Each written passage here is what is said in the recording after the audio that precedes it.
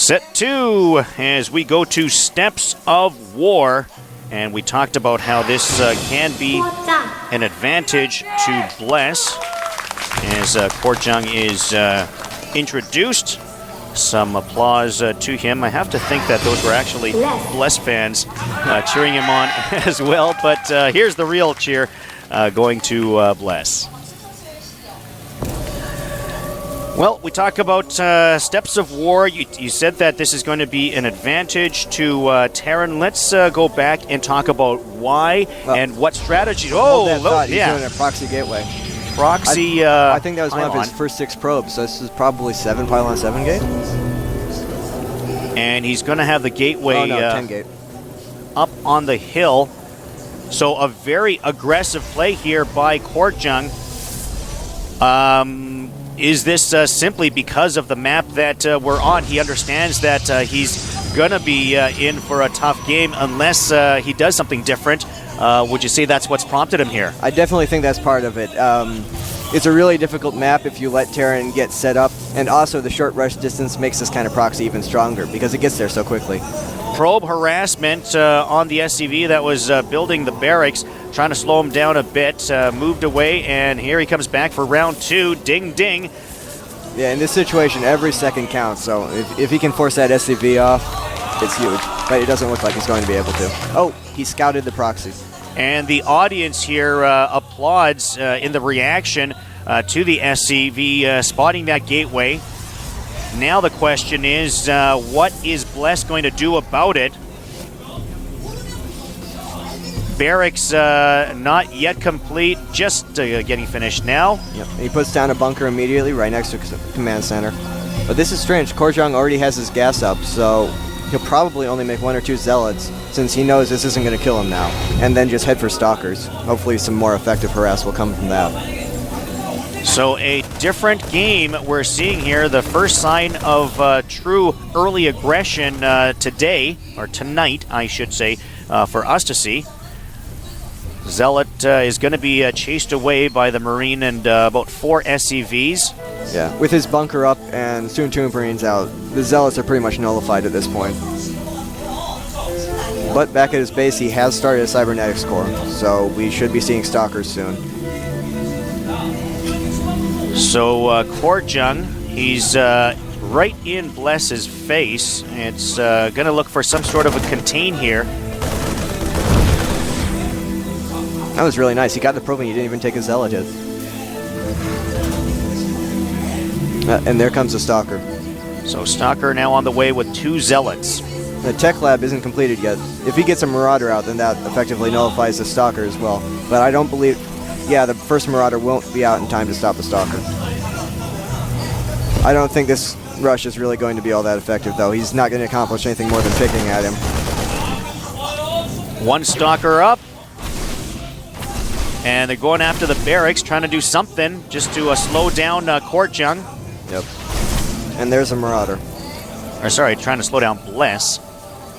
But as the marauder comes out, that is going to force Korjung away. Sentry up now to help out as well. Korjung also sent up another probe and managed to sneak into his base, so he's seen everything Bless is doing, which is just 2 barracks, 1 with the tech lab, 1 without, producing Marauder Marine at the moment. Oh, and he's finished concussive grenades for the Marauders.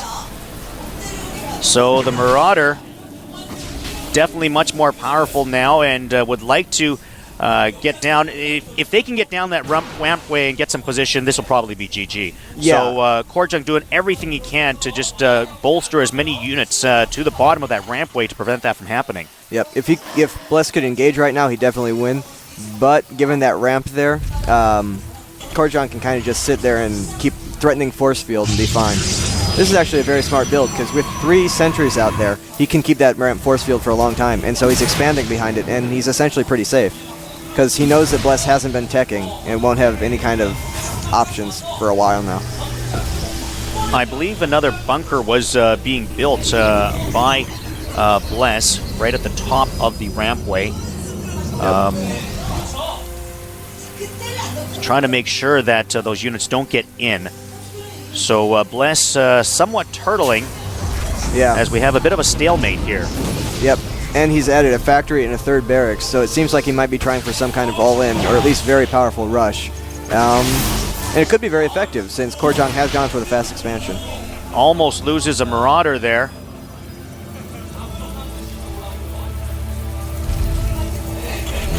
Yeah, this should all come down to timing. Oh, a command center. This is a strange choice. He built up a lot of infrastructure and then decided to expand. So all these unit-producing facilities are essentially a waste right now. Hellion trying to get through, does not make it.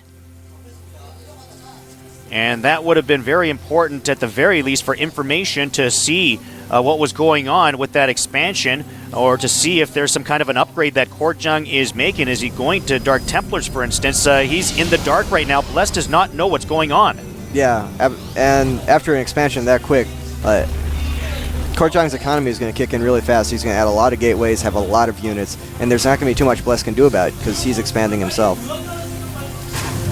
Not a bad play by Korjang on this build. Like you mentioned, I think the key was getting those sentries early to be able to contain with the force field if need be. Might be a good idea on this map for Protoss. Yeah, I was really impressed because it looked like the rush basically failed, but he had a really good, solid backup plan for it, and he's implementing it well. We'll see how this plays out, and we'll see if Bless can come up with a counter strategy to go against this.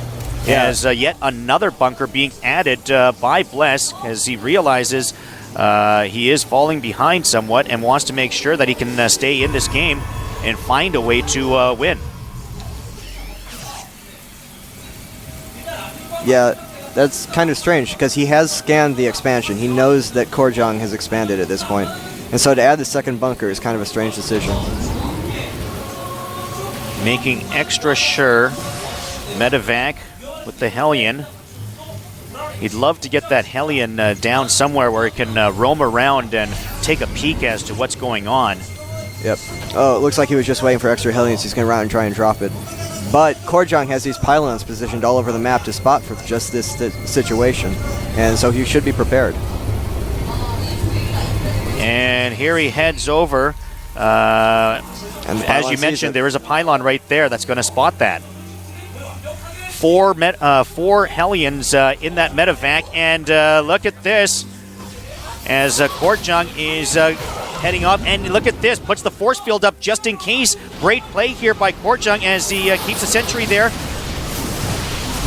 As another great force field play here by Korjang, but Bless doing the best he can to try to get through. Is he going to break through? He needs that one force field down.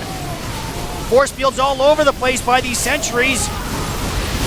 Stalker is there to help out, and looks like the contain will continue. Meanwhile, taking a look at what's going on the other side. Hellions break into the main base. Probes taking off. Hellion play here, taking out probes. Oh, look at this play here by Bless. The counterattack.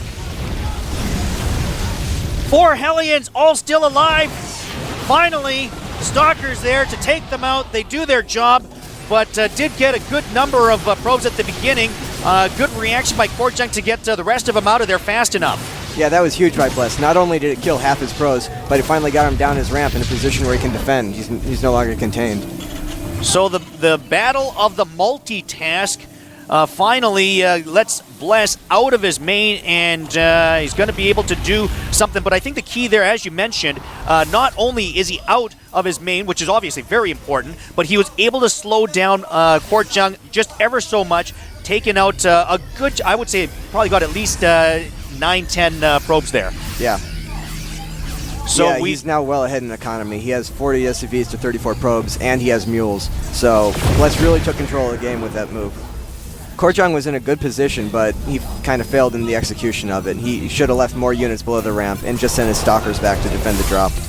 Yeah, I think he overcompensated heading back to the base, as you mentioned. It was, in the end, it was just 4 Hellions, but did the best he could. And look at this, a second attack here from Korjang. Korjang, wow. As Bless might have overextended himself. Force fields down at the bottom to corner those Marauders. Those are great force fields. Force fields in play. Stalkers trying to get up the main rampway. They decide not to. Trying to just take out what they can. No, they are going to try to go up. Stalkers trying to head up. Sentry's down at the expansion. They take out the bunkers. That's GG. Bless is going to drop this set. Korjung able to take it in a seesaw battle. Korjung gets the last blow to knock down Bless, and Bless thinking about it. Thought to himself, maybe I am going to get back into this. Maybe I can turn this around. I'm ahead. And then out of nowhere came this punch that just dropped him down, and he's starting to realize that right now. The look on his face there, he had a little bit of that, oh, I almost had it. You know, it was just kind of the one that got away. I did what I needed to do, but I just wasn't ready for that last push. Perhaps got overextended there, I think. Yeah, if he had held on for another minute, his economy would have kicked in, but that was good timing by Korjung. That was like the exact moment. That was his timing, and he hit it perfectly. Great game. I've got to say, I think from both players, high-level contest we were able to see there. The great idea from Korjung, realizing that he was unfavored on this map, come up with a different strategy and to do something different. Let's see what comes up in this third set.